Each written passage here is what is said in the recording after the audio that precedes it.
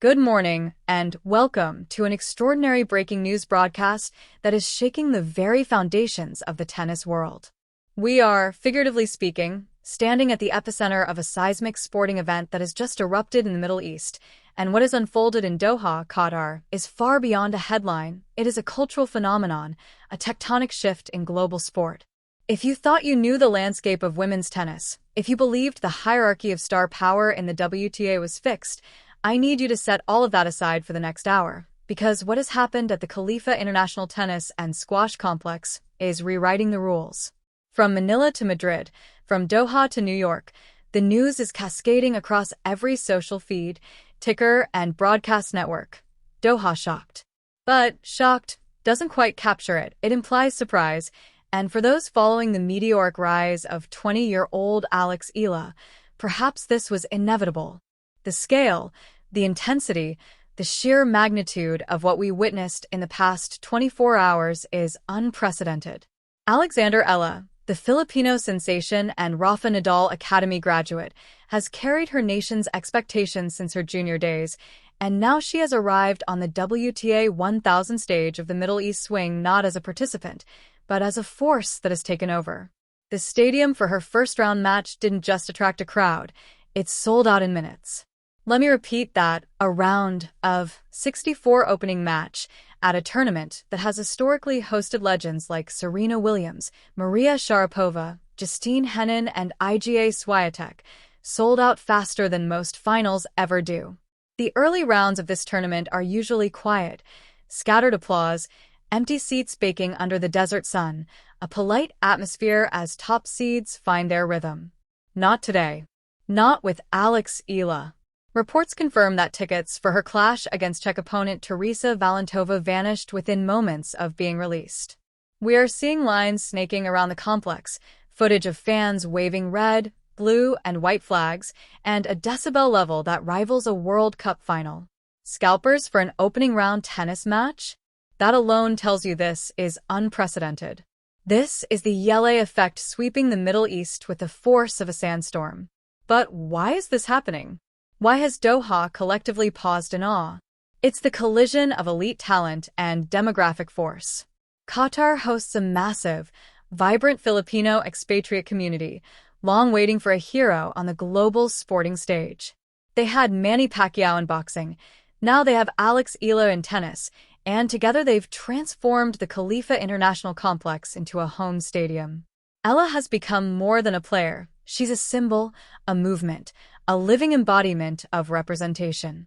When she walks onto that court, the stadium doesn't just react, it erupts. This isn't hype, it's history in motion. The WTA may have anticipated excitement, but the scale of what happened, the unity of a fan base that spans continents, and the sheer power of Alex Eala's presence has sent a message to the world.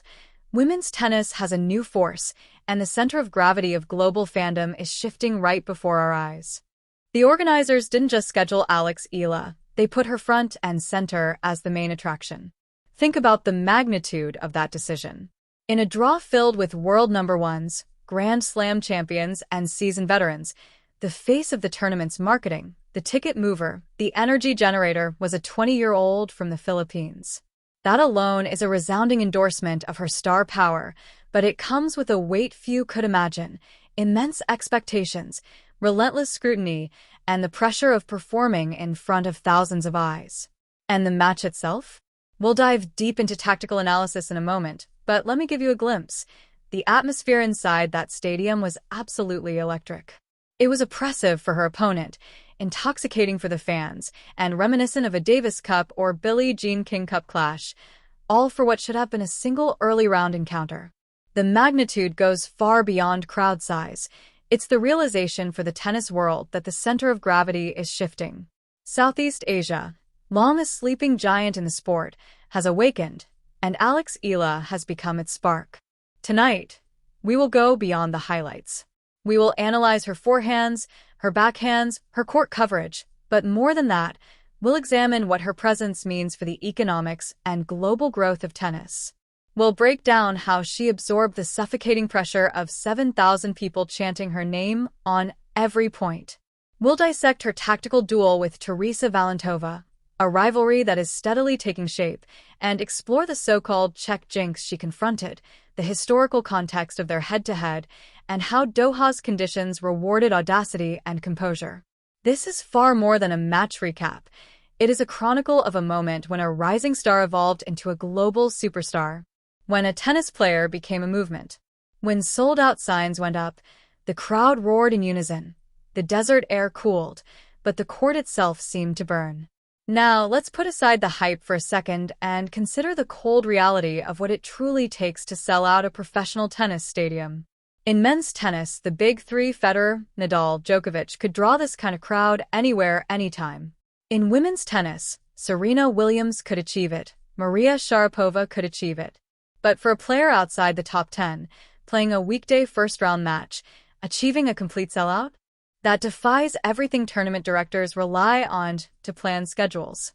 Usually, you place a local wildcard or a top-ranked star on center court to guarantee sales. Here, the organizers either took a calculated gamble or simply read the demographics of Doha perfectly, and the result was immediate and spectacular. To fully grasp why this particular match in February 2026 created such a shockwave, we need to look at the context. Alexandra Eala's career trajectory. 2025 was her breakout year. She cracked the top 50, made a historic run at the US Open, and won gold at the SEA Games. Brick by brick, victory by victory, she built credibility. But there is a distinction between being a respected competitor and becoming a box office phenomenon. Doha has now proven that Alex Eala is not just a rising star, she is a symbol, a movement, and a global attraction. We saw her capture gold at the SEA Games, a triumph that was just one step in a carefully constructed rise. Alex Eala has built her career brick by brick, match by match, but there is a stark difference between being a respected competitor and being a true box office sensation. The Doha shock is not just about a match, it's rooted in the demographics of Qatar. With hundreds of thousands of Filipinos living and working in the country, Alex represents more than athletic skill. She represents identity, pride, and visibility. On the international stage, historically dominated by Europeans and Americans, she is a living symbol of Filipino excellence. When the tournament schedule was released, the response was instantaneous and organic. Social media groups lit up, fan clubs mobilized, community chats exploded with excitement. This wasn't a marketing strategy orchestrated by sponsors or promoters. It was a grassroots phenomenon, a movement powered purely by passion and anticipation. But let's be clear, selling tickets is one thing, winning on the court is another entirely. If you step out there and get dispatched in 45 minutes, all the hype evaporates. The pressure on Alex as she walked through the tunnel must have been immense.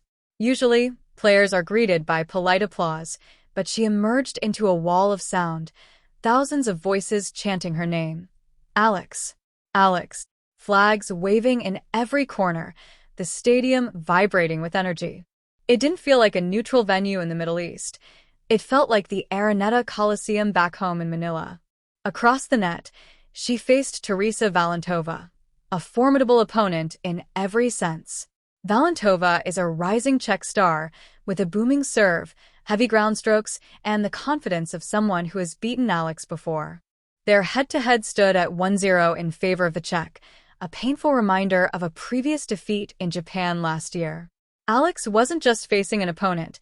She was confronting history, pressure, and the so-called Czech Jinx, a pattern where she had struggled against players from the Czech Republic. From a tactical perspective, the match was a masterclass in adrenaline management. With a crowd that loud, the natural urge is to overhit, to chase every roar with a crushing winner, to swing for the lines on every shot. But tennis is a game of patience, of calculated errors, of timing and mental control. In the first set, Alex's toss faltered slightly, and the swirling Doha winds made footing and ball placement tricky. But more than that, it was the nerves, the magnitude of expectation pressing on her. And yet, every moment of tension became an opportunity, a chance to showcase composure and maturity far beyond her years. You could see it early on. Her arm was a little tight, a hint of nerves showing under the weight of expectation. Valentova, to her credit, tried to spoil the party. She came out firing, playing aggressive first-strike tennis, attempting to wrest control from Eala, trying to silence the crowd by dictating points and taking the initiative. But this is where Alex Eala has evolved. 2 years ago, she might have cracked under that pressure. Today, she embraced it. She channeled that energy, turning it into precision and composure. Her defensive skills were on full display, particularly that lefty forehand hook she honed at the Rafa Nadal Academy, keeping her in rallies that, on paper, seemed unwinnable. She extended points, forcing Valentova to hit one more ball, then one more,